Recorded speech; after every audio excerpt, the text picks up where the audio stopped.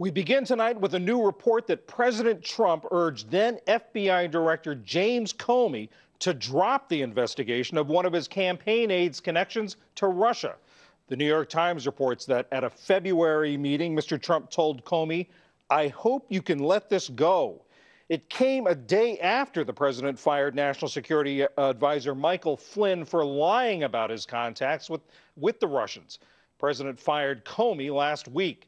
In response, the White House says that the report is not a truthful or accurate portrayal of the conversation and that the president never asked anyone to end any investigation. For more, we turn now to Matt Apuzzo of the Times. Matt, thanks for joining us. Tell me what the significance of this memo is.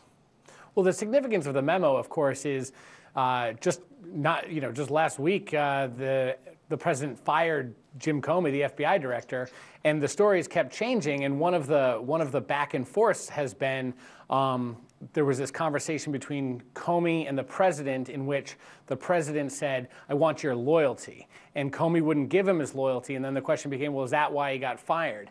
And you remember that the president tweeted out, "Oh, Jim Comey better hope there's not tapes of our conversations." Well, it turns out Jim Comey was keeping memos and was keeping contemporaneous notes on every interaction he had with the president and was becoming very concerned about some of those interactions and sought to document those going forward. And he showed these to colleagues at the time, right? He showed them to colleagues. He provided them, with copies. And my colleague Mike Schmidt, who was the primary reporter in this story, talked to people who had seen the memos. That quote you read was read to us. This is something. There's a real dramatic turn in this story about why did Donald Trump fire Jim Comey, and what is Donald Trump attempting to do in terms of influencing the investigation into his campaign and his associates. Matt, tell us more about this specific meeting that you wrote, that is written about in the Times, just the story that was posted just a little bit ago. Yeah, we know it's a February 14th meeting, private meeting between the president and the FBI director, Jim Comey. And in it, the president mentions how concerned he is about leaks and actually makes sort of this remark that, maybe we need to throw a couple reporters in jail, to sort of send a message. And then the president brings up Michael Flynn and says, look, I think he's a really good guy. And if you can see your way clear about it, just let this go. Let Michael Flynn go. He's a good man.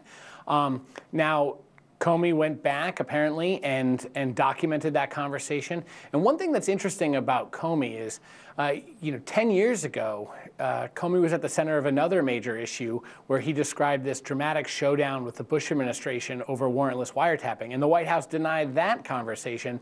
And it turned out that it was the FBI director at the time, Bob Mueller, kept his contemporaneous notes, and that backed up Comey's account. So in a lot of ways, this is what's old is new again. The FBI director was keeping contemporaneous notes on his conversations with the president. And not just this conversation, Matt. Do we think he kept these notes throughout his conversations with the president?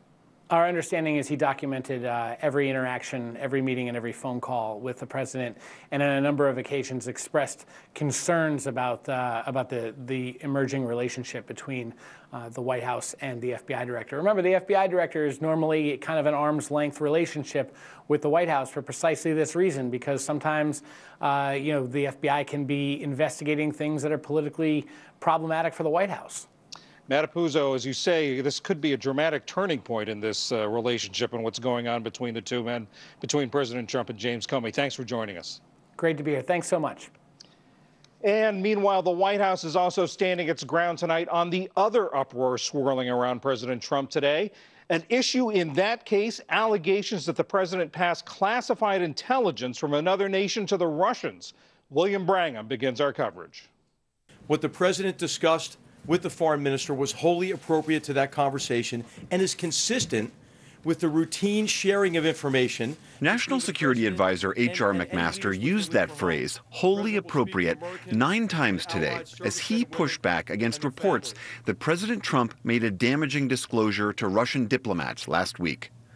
The storm began Monday evening, first in the Washington Post and quickly followed by other major news organizations. all reported that President Trump told the Russian foreign minister and Russian ambassador about highly classified information given to the U.S. by an ally in the Middle East, but without that ally's permission. It pertained to an Islamic State plot based in Syria that involved laptops on airplanes. The New York Times reported today that Israel was the source of that information, though Israeli officials would not confirm it. Mr. President, did you share classified intelligence information with the Russians? The president himself ignored questions today as he met with Turkey's president, Recep Tayyip Erdogan, in the Oval Office. Later, though, he said this. Well, we had a very, very successful meeting with the foreign minister of Russia. Our fight is against ISIS, as General McMaster said, and we want to get as many to help fight terrorism as possible. That followed a series of tweets this morning saying, as president, I wanted to share with Russia, which I have the absolute right to do, facts pertaining to terrorism and airline flight safety. Last night, as the initial shockwaves over this alleged revelation spread throughout Washington, McMaster appeared outside the White House. The story that came out tonight, as reported, is false. At no time were intelligence sources or methods discussed. And the president did not disclose any military operations that were not already publicly known. But none of the news accounts had alleged that the president revealed sources or methods or military operations. Today, McMaster was asked to respond directly to what the reports did say, that the president revealed highly classified intelligence to an American adversary, Russia. McMaster didn't deny that, but he did elaborate just a bit. That the president wasn't even aware, of where this information came from. He wasn't briefed on the source or method of the information either. In Moscow, Kremlin spokesman Dmitry Peskov dismissed the story. It's complete nonsense, not a subject to be denied or confirmed. But the episode raised fears about how U.S. allies might react. One European official told the Associated Press that his country may stop sharing intelligence with Washington. The revelations also rippled through Congress on the heels of the president's firing of FBI Director James Comey. Republican Senator and chair of the Foreign Relations Committee, Bob Corker, said the White House is in a downward spiral right now and have got to figure out a way to come to grips with all that's happening. Senate Majority Leader Mitch McConnell complained of yet another distraction from what Republicans want to talk about. I think it would be helpful to have less drama emanating from the White House. As for Democrats, Senate Minority Leader Chuck Schumer demanded the White House release the full record of the Oval Office meeting with the Russian diplomats. Until the administration provides the unedited transcript, until the administration fully explains the facts of this case, the American people will rightly doubt if their president can handle our nation's most closely kept secrets. With the White House in damage control mode, CIA Director Mike Pompeo went to the Capitol this evening to brief the House Intelligence Committee. For the PBS NewsHour, I'm William Brangham. For more on this story, we're joined by the NewsHour's Lisa Desjardins on Capitol Hill and Olivier Knox, Chief Washington Correspondent for Yahoo News. Olivier, let me start with you at the White House. We now have this report from the New York Times about the Comey memo. This is sort of the third crisis that the White House says trying to deal with in the past 2 weeks. How did they do today on the report about the intelligence being shared in the Oval Office with the Russians? How did they fare with that? Well, I think you have to notice that their story's evolving a little bit. H.R. McMaster, the president's national security advisor, came out and said it's false. He, as your reporter pointed out, he denied things that were not actually in the original bombshell Washington Post report. Today they've pivoted, though, and now it's false and trying to draw our attention away from it. It's, well, maybe it happened, but it was entirely appropriate. And that's a notable shift in the rhetoric. And Lisa, I understand you've got some reporting on this Comey report. That's right. Senators were just finding out about this report as they were voting for a nomination. And I talked to Senate Intelligence Chairman Richard Burr. He said he had been told about this by Senator John McCain. And when we went through the New York Times report with him, he told us, I believe that Director Comey might have told us if a request like that from the president had been made. And Burr said it was never mentioned. John, essentially the intelligence chairman is questioning the New York Times report, saying he thinks Comey would have brought that up. He also said that he believes the onus is on the New York Times to present this memo, not just have someone read from it. He went even farther, John, and said that he thinks there's a very legitimate question in his mind as to whether someone out there in the intelligence community or elsewhere is trying to undermine the president. That's one of the strongest reactions we've had in the president's favor on Capitol Hill today. And beginning to question the intelligence community. Olivier, all this is happening as President Trump is about to leave on his first overseas trip. How do you think this is going to affect the trip? Well, you know, they were already pretty stressed out about this trip. It's his first foreign trip. It's big, it's high stakes, it's high profile. You know, Riyadh and Israel and the Vatican and NATO and a group of rich countries. I don't know how much it's going to affect the trip, except that if there's a drip of revelations, which certainly the New York Times suggests, given that Comey documented every single interaction he had with the president, that's certainly a possibility. I think you have to just look at H.R. McMaster's briefing today, which was originally designed as a briefing about the trip. He read us roughly the schedule, but then was if we have time, with questions about the intelligence. And so it's going to be a pretty big distraction, I think, from what the president wants the agenda to be. Lisa, very quickly, Senate Majority Leader Mitch McConnell today said he wanted a little less drama, a little more focus on the agenda. Is this getting in the way? It is a distraction. Republicans tell you that across the board. They are still hoping to get a health care plan out of the Senate as early as July, but more and more, John, people say that's optimistic. They're now talking about August, September for health care and tax reform. Lisa Desjardins on Capitol Hill, Olivier Knox of Yahoo News at the White House. Thank you both. And let's keep our focus on Capitol Hill and to Republican Senator James Risch of Idaho. He's a member of the Senate Intelligence Committee and the Senate Foreign Affairs Committee. I spoke with him earlier this evening, just as the story on the Comey memo broke. Senator Risch, welcome. I want to begin by asking you about a story that the New York Times has just posted about a memo, a contemporaneous memo that former FBI Director James Comey wrote after a meeting with the president on the day that Michael Flynn resigned as National Security Advisor. He quotes the president as asking him to let the investigation into Flynn go. I hope you can see your way clear to letting this go, to letting Flynn go. He interprets it, Mr. Comey interprets it as asking for an FBI investigation not to go forward. Do you have any reaction to this? Haven't seen it, don't know anything about it, haven't read it, and before I commented, I'd want a lot more. I want to know a lot more about it than what I do, but thanks for asking. I understand. So let's move on to the other news of the day. The allegations or the suggestion that President Trump shared classified information with the Russian officials in the Oval Office. Are you satisfied with the White House explanation, or do you have any other further questions?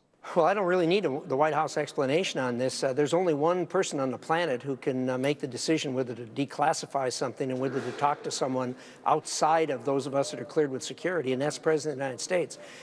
If indeed it was on the subject that, and I'm neither going to confirm or deny that it was, but if it was on the subject of airliner safety, I believe the president obviously had the legal authority to do it. He can declassify at any time. But secondly, I think he has an obligation under his oath as President of the United States, when he, in his judgment, determines it's in the best interest of the people of the United States to declassify something, do it. The national media has treated this story as if this was a one-off, like this never happens. Look, the President of the United States deals every day with heads of other countries, with high-level people of other countries, and he constantly discusses classified information with them. Not only can he do that, he should do that, because we exchange classified information with almost every country on the face of the earth, with the exception of a couple of them. And we, even ones that we're not particularly friendly with, we do have overlapping interest in things like airline safety. And so if indeed that was the subject, and that's what's been reported, he should be commended for that. The real story here is there's a weasel here, and that is the person who reported about this conversation. This is a person who is a traitor. They betrayed their own country. They betrayed their families and their neighbors. And when you disclose classified information, classified conversations that you have access to, it is an act of treason. It's unfortunate we can't get that person identified, but he or she should be held to answer for that and treated as any treasonous person would be. And Senator, you say that the president can declassify any information, any classified information. I understand that's true for U.S. intelligence products, but this was an intelligence developed by another country. Can he also declassify material given by another country's intelligence service? Of course. We don't even have laws that cover classified information from another country. People could talk about that wherever they want to. You don't generally do that. You treat it like all other classified information. But the President of the United States is fully entitled to discuss this with the people he sees fit to do it. Senator, you're chairman of the subcommittee, Senate Foreign Affairs Subcommittee on the Near East. I am. The reports are that this information product came from Israel. Does it give you any concern or any pause that this was given to Russia, an ally of Iran, which Israel sees as an existential threat? Yeah, well, first of all, like I said, if it was what's been reported on, that is airline safety, it would have nothing to do with the relationship between Iran and ISIS and Hezbollah and all that sort of thing. But my position is exactly the same as the Israeli ambassador, who was asked about this earlier today and said this will have absolutely no effect on the great cooperation between the security and intelligence agencies of the United States of America and Israel. We've been very close. We're going to continue to be very close. We have concurrent interests. And look, there's been other times where there have been embarrassing lapses and disclosures, and we've worked around it, and that's not uncommon in these kinds of things. And even though the president said, or the president's spokesman has said that the president did not discuss methods and sources, right? Is there a concern that there was enough information in what the president said that the Russians could figure out the methods and sources and put that source at risk? Almost never are methods and sources disclosed unless there is a reason to do that, such as an asset would be at risk or someone's life is at risk. So it would not be unusual that the president did or did not know what the methods and sources were. It's part of this anti-Trump fervor that the national media has to try to make him look bad every time he turns around. This was a good act that he did, not a bad act that he did, but there was a bad act done here. Somebody ought to go to the people who printed this and say, look, you're an American, I'm an American, tell us who did this so we can put him in jail. Senator James Risch of the Senate Intelligence Committee, thanks so much for joining us. Thank you, John. Now for some insights on this apparent disclosure and the wider effects on intelligence gathering and sharing, I'm joined by two men with deep knowledge of the U.S. intelligence community and the partnerships it relies on. James Woolsey served as CIA director from early 1993 until January 1995. He was an advisor to President Trump's campaign last year. And Andrew Exum, he was former Deputy Assistant Secretary of Defense for Middle East Policy in the Obama administration. He's also a former Army Ranger. Mr. Woolsey, let me start with you. You heard Senator Risch say this was a good thing that the president did, not a bad thing. Do you agree?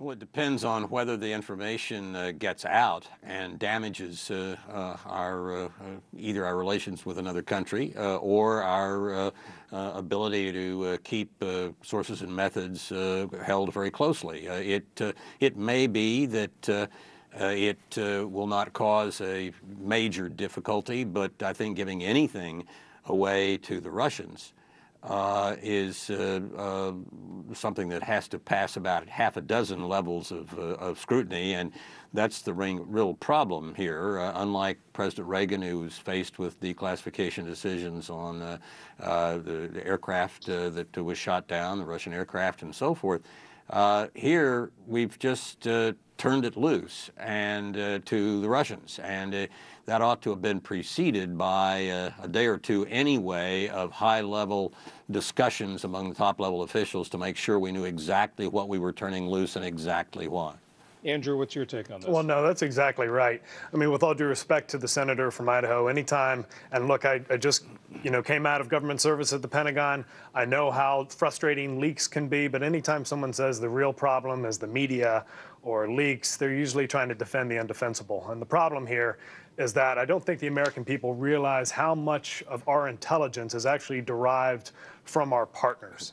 If our partners cannot feel or do not trust that our president will not divulge that information to, I mean, goodness gracious, the Russians in this case, then that could create real problems for us going forward. So I completely agree with everything that Director Woolsey said. I think that this is a broader problem regardless of how bad the actual leak was. And when you were in the Obama administration, there was a lot of debate over how much intelligence over Syria to give to the Russians. Yeah, what were the issues? I mean, we heard Mr. Woolsey say you've got to go through a lot of checkpoints. What were the considerations you went through on that? Well, that's exactly right. You talk to anybody in the intelligence community and you say, we want to release some information to the Russians. First off, making something secret releasable to Russia is almost a contradiction in terms, because so many of the sources and methods that we've developed over decades are really to allow us to spy on the Russians. It's from the Cold War.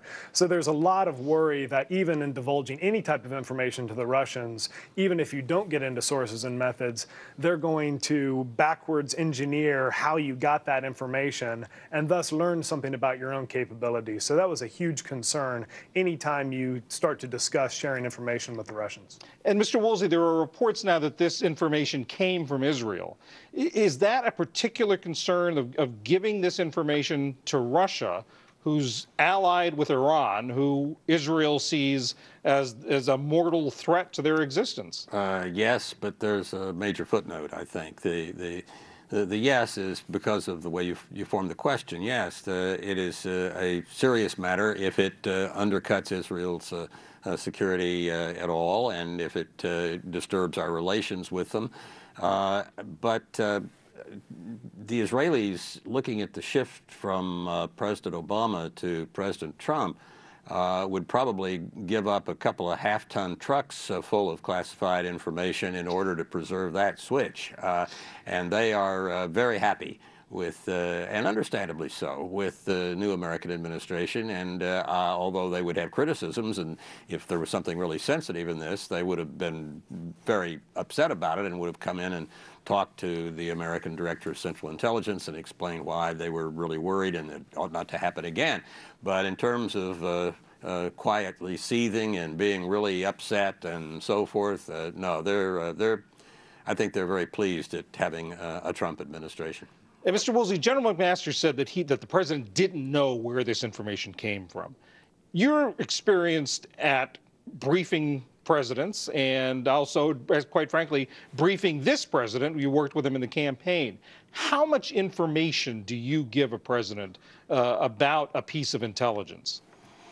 Well, I think in a circumstance in which he has to make a decision to disclose it to some government or individual that would be a serious potential problem, such as to Russia, I think you owe him a very thorough understanding, and you ought not to just send the paper in as part of a document. You ought to have enough leverage over his schedule to have the time to say, Mr. President, I hope you haven't decided to turn any of this loose, but should you be thinking about that the way you were back a few weeks ago, here are the problems with turning anything loose on this subject and on this subject and on this subject. He deserves a really thorough scrubbing. Andrew Exum, talk about what is the potential threat to intelligence gathering in the future? Yeah, well, first off, I think that Director Woolsey is probably right in terms of talking about the way in which the Israeli Prime Minister views the switch from Obama to Trump. I don't necessarily think he's speaking for the Israeli Defense and Intelligence Establishment. I think there is a lot of unease, precisely because between 2009 and 2017, we dramatically increased the amount of military and intelligence cooperation with the Israelis. And I suspect that you are going to see a lot of unease within the Israeli intelligence and defense establishment. You're already starting to see quotes from Israelis nervous about what is potentially transpired. And there, I think the worry going forward is that not just with the the Israelis, but with all of our partners, there's just going to be a reluctance to hand over information to the Americans, especially if it's sensitive, because frankly, under our system, any secret is the president's. Things are classified at his discretion and at his pleasure. So legally, the president can do exactly what he potentially did a few days ago in terms of releasing information to the Russians. I think that that's going to be a problematic, to say the least, for many of our partners, not only in the region but elsewhere around the globe. I agree with that. I know we could talk much more about this, but I'm afraid we're out of time. We got to leave it there. Andrew Exum, James Woolsey, thank you both for joining us. Good to be with you.